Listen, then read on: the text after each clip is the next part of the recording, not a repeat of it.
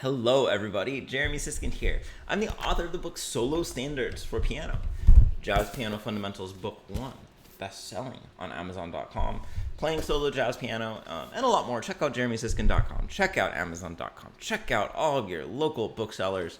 And right now, what I'm doing on my YouTube channel in celebration of this new year is I'm doing like a big review of jazz voicing types so that we can get clear on what's out there, nomenclature, how they all function, and then I'm trying to apply them all to the same tune I chose, What a Difference a Day Makes, for no good reason at all. And so we'll look at how to use this kind of voicing for the first 16 bars. You can compare how these different sorts of voicings function. Now today I want to talk about shell voicings, and this is a term that is a little bit sticky to me. I'm probably going to say that at the beginning of every one of these videos. So shell voicings, I think, can refer to a bunch of interrelated things. So let me define shell voicings. I believe that these are voicings, whoa, wrong tool, voicings that use essential tones, but no color tones. And let's define essential tones. I'll say ES for essential tones, usually referring to the third and the seventh, although sometimes the sixth replaces the seventh, and in sus chords, the fourth replaces the third. And then color tones are going to be basically everything else. So your fifths, your ninths, your 13ths. So these are voicings that use the essential tones, the third and the seventh, but avoid color tones. And I kind of think about two types of shell voicings. And the first type is going to be a rootless shell. And in this kind of voicing, this is going to be basically a two-note voicing, and the two notes are generally going to be the third and the seventh, although, as we said, sometimes, like in sixth chords, the sixth replaces the seventh. So here, if I'm writing rootless shell voicings, I'm using the third and seventh, and it could be that the third's below the seventh, or it could be that the seventh is below the third. This is a very key part of jazz voicings. When we travel in the circle of fifths, we generally like to alternate between the seventh or the third on bottom. And in fact, we could use this same chord progression. I'm going to do this on a grand staff so that I don't have to use a million ledger lines. And I could do a rootless shell starting with the seventh on bottom rather than with the third on bottom. So it's seventh, third, third, seventh, seventh, third. Okay. So the whole idea is that if somebody's playing bass, or if the bass is implied, then we can hear all the important parts of the chord with just two notes. So assuming the bass is playing the root down here,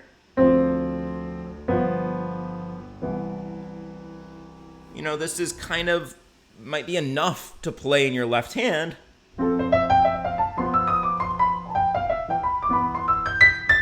to give us a sense of what the harmony is. Again, that's assuming that you're playing in a band with a bass player playing the root. Rootless shells are a great place to start voicings because a lot of voicings are built up from these shells. We keep the shells where they are, and then we build above them. So this is a really nice place to start. If you get these really good, then there's a lot more that you can do. Do jazz pianists use these a ton? They use them a little bit, but usually I think they want more color than this. Okay. Range is important.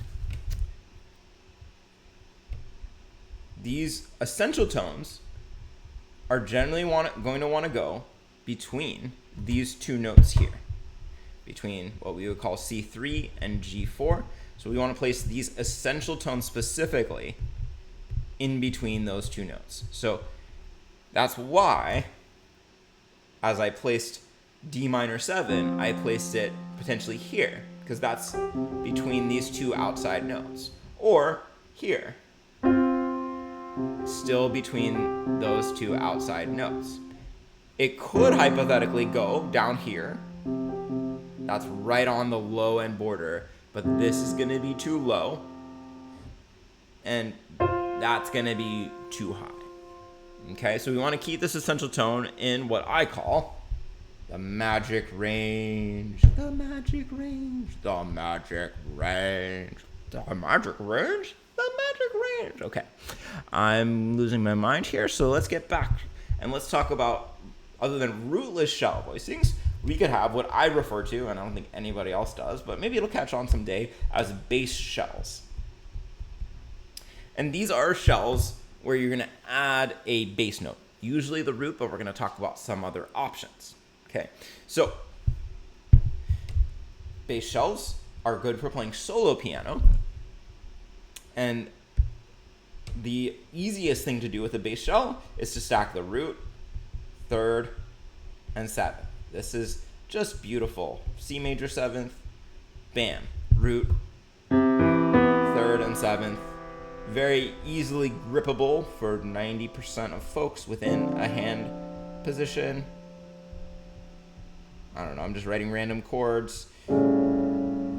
A, C sharp, G if you can't read that, which you probably can't because it's really sloppily written.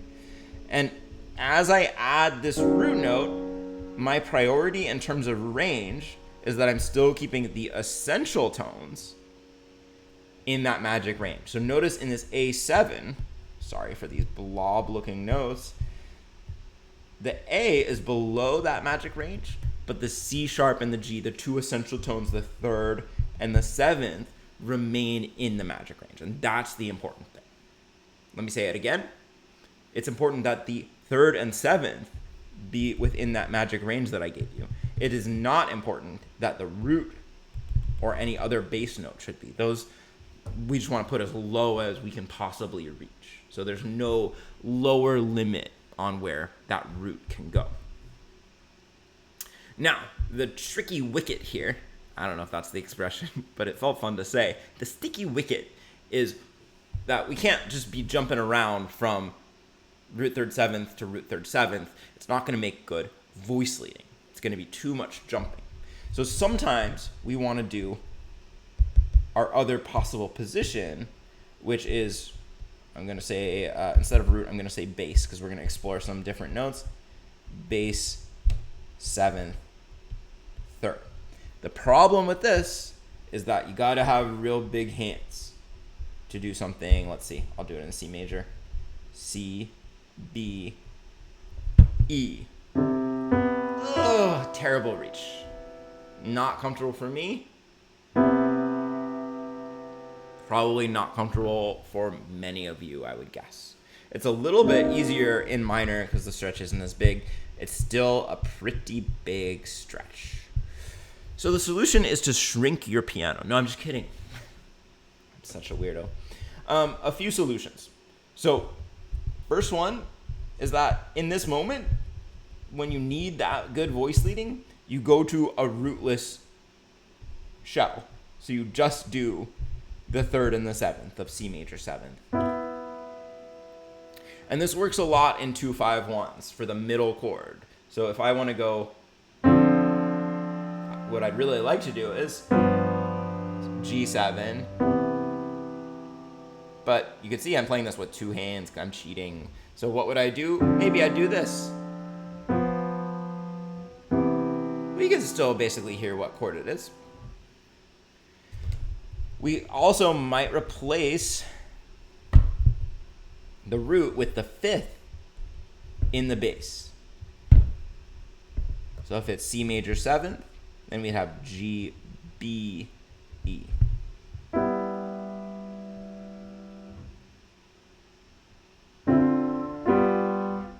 It's not the strongest, but it could work. And it certainly depends on the context. We could do the tritone sub for dominant chords in the bass. So you could think of it as the flat fifth in the bass.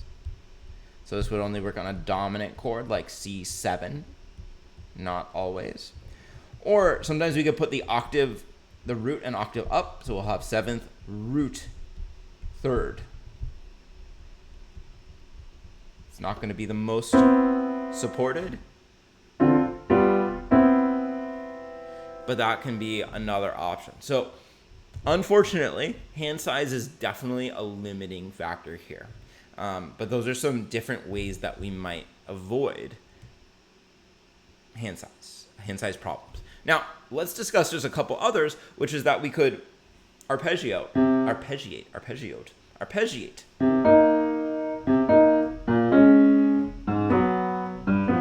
Or, so if I'm going, not so bad, right? Did you catch what I did with the middle chord? I played this one all together. And especially if you're playing a faster tempo, a more beboppy, a more swingy kind of a thing rather than a ballad, this works pretty well. So let's look at how this is going to work for what a difference a day makes.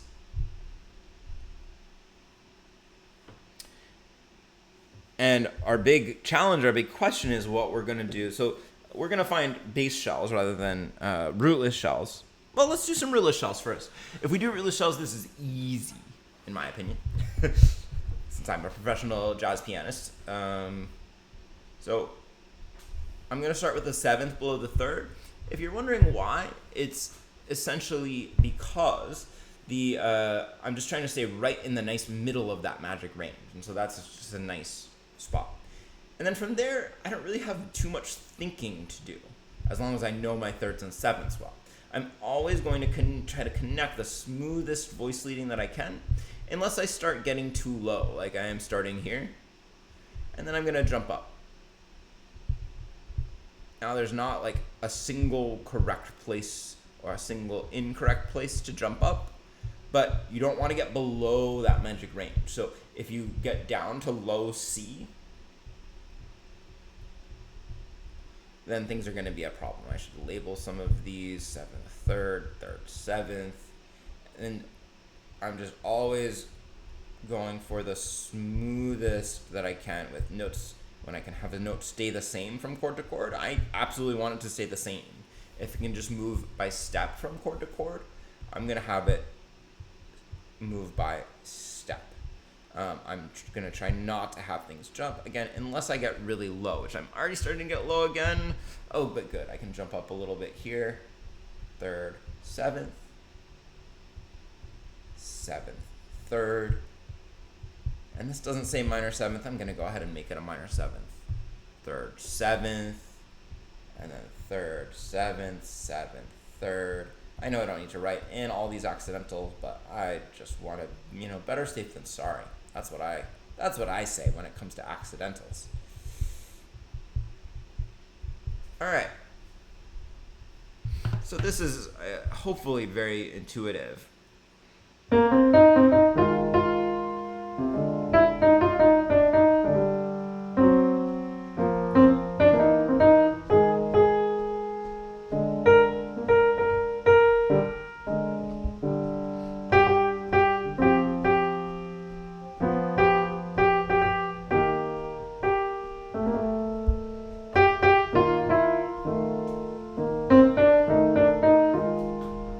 And just to show you what this will sound like when we add the roots.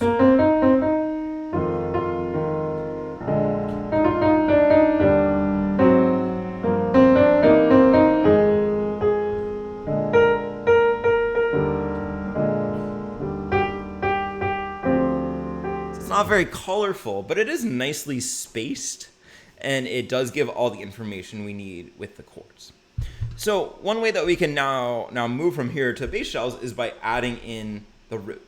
And you're going to see that we immediately have a problem, right? If we want to start right here and add in the root, it's going to be a big reach. Now here the root is in the melody, so I'm going to say, let's just leave the root out of this first chord.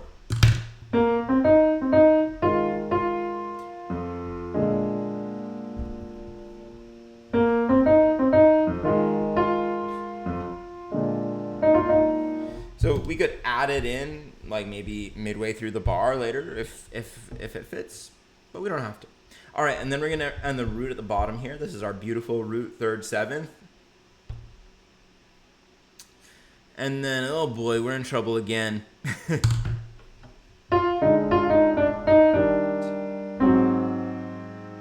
So since the 7th is in the melody, I'm going to go ahead and do just a 2-note voicing here.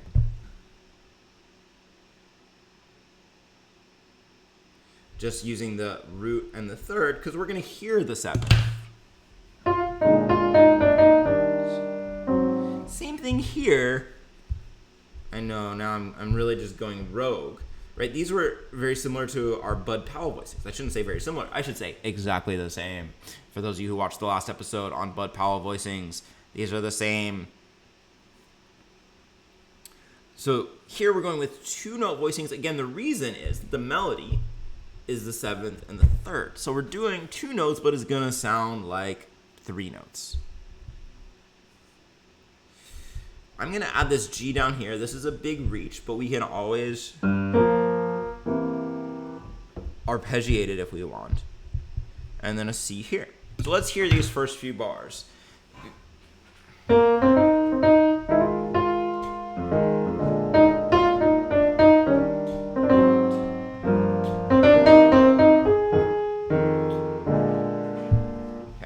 Now this is cool because we again have the 3rd in the melody, right? A flat's the 3rd.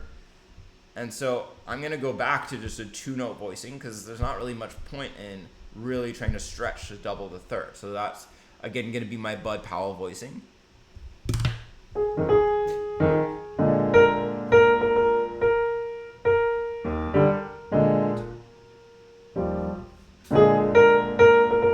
Might as well keep all 3 notes. We don't necessarily need all 3, but it's nice and convenient here.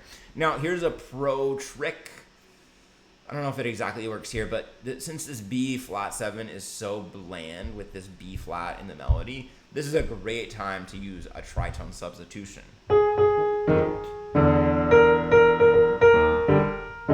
So, in fact, let's go ahead and do it because we're cool like that. We're just going to go to a 2-note voicing.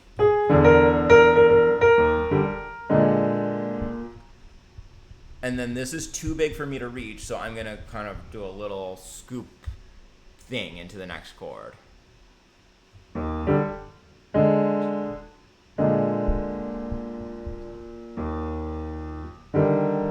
then let's just throw the root up here. I don't know.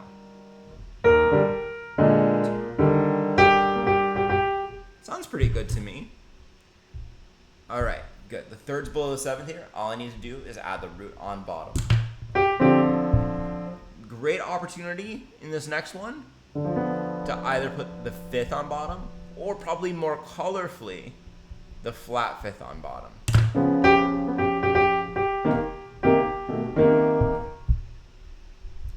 We've got the 3rd and the 7th, so I'm just going to add the root below that.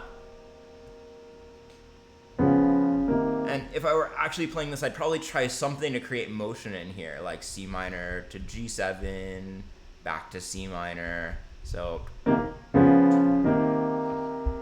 it's a long time to just sit on the same voicing, and the melody doesn't really go anywhere either. So it's kind of a pretty bland thing.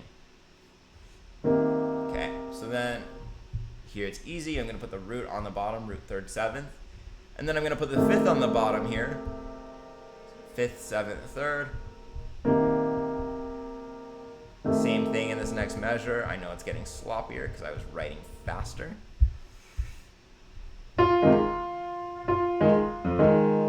Let's see. So it's the root in the melody. So this might be a good opportunity to put the 5th on the bottom. And then we'll use the root on the bottom here. Let's see how this all turned out. So I'm really considering the melody if I'm playing solo piano, right? That is really a contributing factor. Here, I'll let you see when I'm playing a little bigger.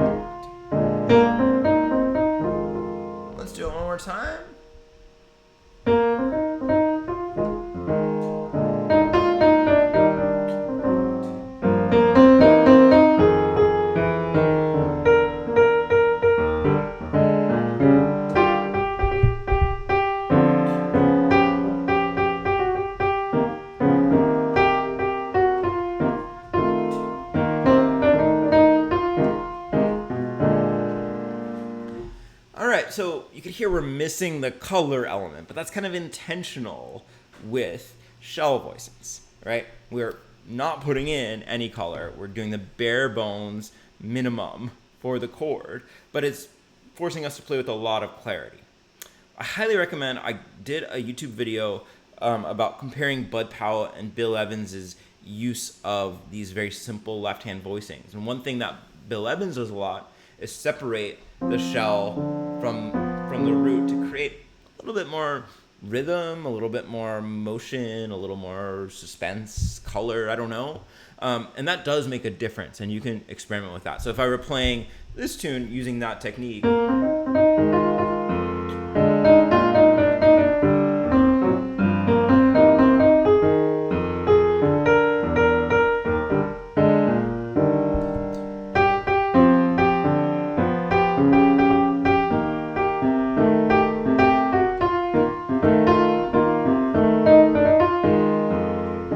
actually makes a pretty big difference in terms of how stylistically sophisticated it sounds.